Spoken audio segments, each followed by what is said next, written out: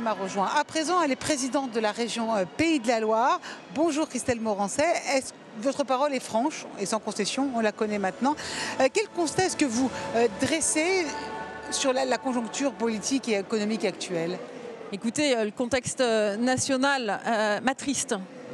Et je dois dire que de venir au Big aujourd'hui, ça fait du bien, c'est une vraie bouffée d'oxygène.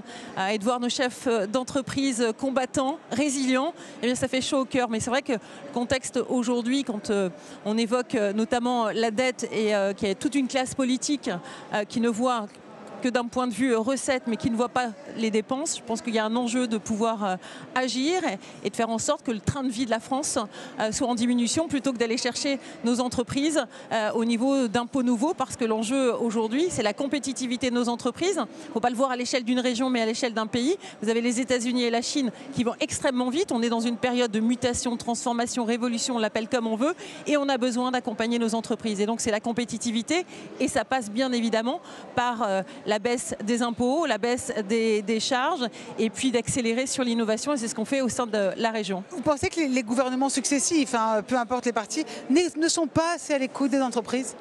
Mais aujourd'hui, moi, le débat qu'on peut avoir au niveau national, je pense qu'il y a une méconnaissance totale du monde économique. L'entreprise, c'est ce qui fait l'attractivité et le développement de nos territoires. Les entreprises, c'est elles qui créent l'emploi.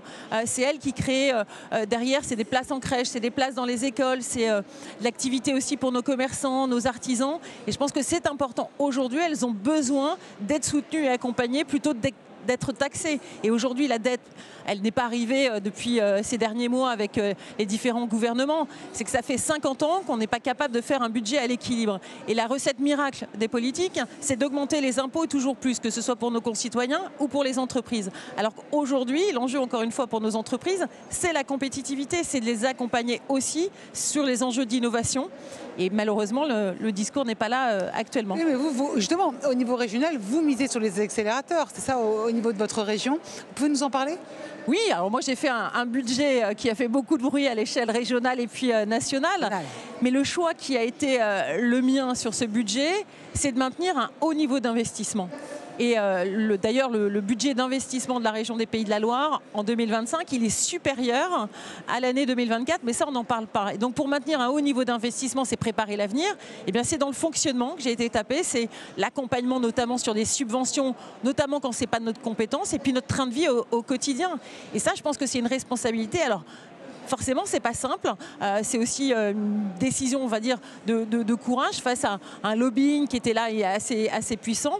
Et l'objectif, c'est de rester sur nos compétences, notamment dans la formation, dans nos lycées, dans les transports et notamment sur l'économie, où là, on accompagne notamment les entreprises sur les enjeux d'innovation, mais c'est également un accélérateur foncier qu'on a créé dans la région des Pays de la Loire, notamment pour accompagner les entreprises, pour faire en sorte qu'elles puissent s'installer dans des délais beaucoup plus court.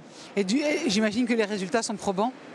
Bien, oui, mais ça demande beaucoup d'investissement, beaucoup de travail. Et puis, ce qui est important, moi j'ai la chance d'être à la tête d'une région où le collectif est au cœur de notre ADN. Et je pense que dans des périodes compliquées, et je pense notamment encore une fois à nos entreprises qui depuis quelques années, entre la période Covid, la crise énergétique, le contexte aussi géopolitique et puis cette crise politique au niveau national, rien ne leur a été épargné. Et donc il faut qu'on les encourage, il faut qu'on les soutienne et qu'on leur dise aussi qu'on les aime et qu'on a besoin d'eux.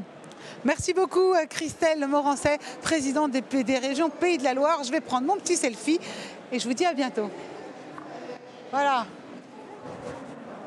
Et bonne continuation.